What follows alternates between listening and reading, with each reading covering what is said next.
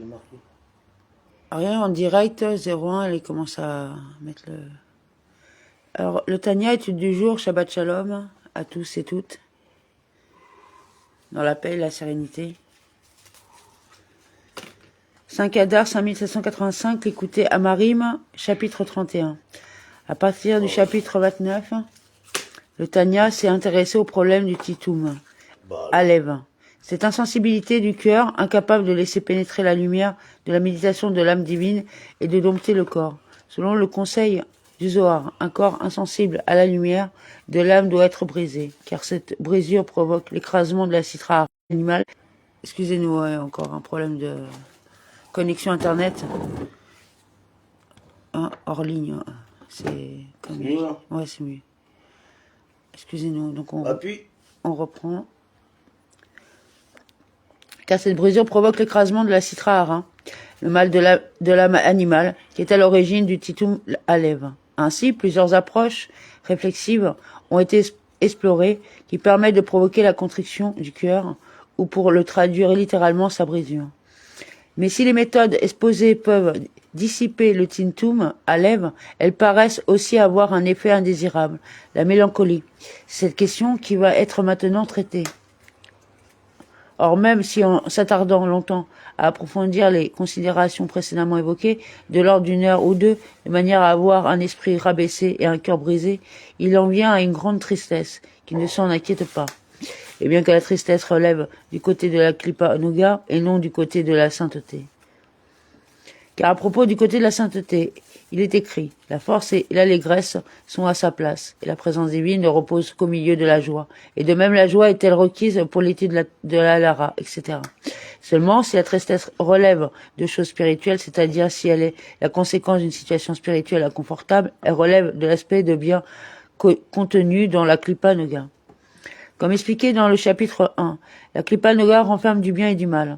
La tristesse suscitée par des considérations d'ordre matériel procède de l'élément de mal de la Klippa Noga, tandis que celle dont l'objet est spirituel relève de l'élément positif de Noga. Car l'élément positif appartient cependant bien, lui aussi, à la Klippa et non à la sainteté.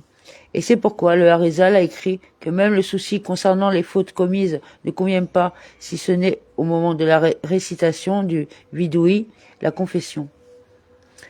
Mais non durant la prière et l'étude de la Torah, qui doivent être entrepris avec la joie qui relève du côté de la sainteté seulement par contraste avec la frivolité ou ce qui est semblable. La tristesse qui s'origine dans une préoccupation spirituelle appartient donc, elle aussi, à la Klippa Noga.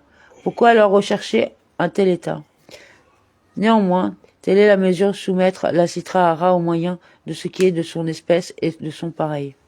La citra hara qui cherche à occulter la lumière de l'âme divine doit être brisée par quelque chose qui tient d'elle-même et plus précisément de l'élément positif qu'elle renferme, Noga.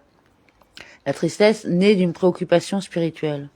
Comme le disent nos sages, de la forêt elle-même viendra contre elle le manche de la cognée qui servira à abattre ses arbres, ou cette autre expression des sages du Talmud, il a rencontré son pareil. Et au sujet de cette tristesse suscitée par la considération de son état spirituel, il est dit, dans chaque tristesse, il y aura un profit, le profit étant la joie qui fait suite à la tristesse, ainsi qu'il sera expliqué plus loin avec la description de la démarche par laquelle, après la tristesse, on doit atteindre la joie.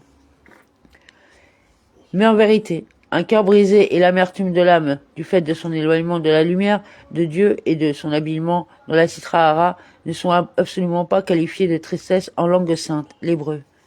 Car la tristesse, atzvut, signifie que son cœur est bouché comme une pierre et qu'il n'y a point de vitalité en son cœur. Le terme atzvut, tristesse, dont la racine étymologique peut être trouvée dans l'expression mida, otsevet, une mesure serrée, étroite, renvoie à un état d'accablement sans aucune vitalité et sans motivation. En revanche, dans le cas de l'amertume, mérirut, et d'un cœur brisé, bien au contraire, il y a une présence de vie en son cœur pour être affecté et rempli d'amertume. Si ce n'est que c'est une vitalité issue des attributs de sévérité et de la sainteté qui se manifeste donc sous forme d'amertume, tandis que la joie dérive des saints attributs de bonté, chassidim, car le cœur englobe les deux attributs que sont bonté et sévérité. Par conséquent, l'état de contriction du cœur et d'amertume dont il est ici question ne relèvent pas du domaine de la klipanoga, mais de la sainteté. Et par moments, il faut éveiller les attributs de sévérité, Givurot, de la sainteté afin d'adoucir, c'est-à-dire de tempérer les jugements sévères, dynimes, que sont l'âme animale et le mauvais penchant, quand ce dernier maîtrise l'homme, à Dieu ne plaise. Car les jugements sévères, dynimes, ne peuvent être adoucis, c'est-à-dire transformés en bien qu'avec leur source. L'âme animale et le mauvais penchant prennent racine dans l'attribut de sévérité, Givurot, de la sainteté. Ils sont le résultat d'innombrables descentes successives et de contractions tzitzumim. C'est donc en sollicitant cette source que le mal peut être transformé en sainteté et en bien. Et c'est pour cela que nos sages ont dit, un homme doit à chaque fois exciter la colère du bon penchant contre le mauvais.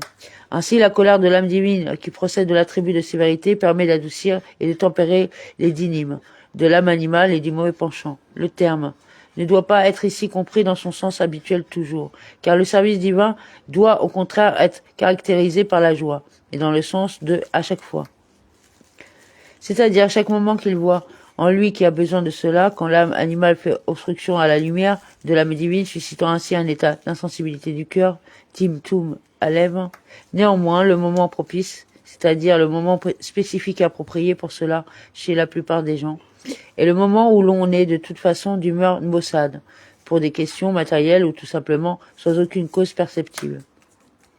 C'est alors le moment opportun pour transformer la tristesse pour être de ces maîtres des comptes mentionnés plus haut, c'est-à-dire entreprendre un compte, un bilan spirituel. Et accomplir l'enseignement de nos sages mentionnés plus haut. Un homme doit à chaque fois exciter la colère, etc. Utilisant ainsi ces deux expressions de sévérité que sont l'amertume et la colère pour tempérer les dynimes à leur source comme expliqué précédemment. Et de la sorte, il se débarrassera de la tristesse due aux choses du monde. Un tel bilan spirituel suscitant l'amertume permettra de faire disparaître cet état de morosité et de tristesse due à des questions matérielles. Amen.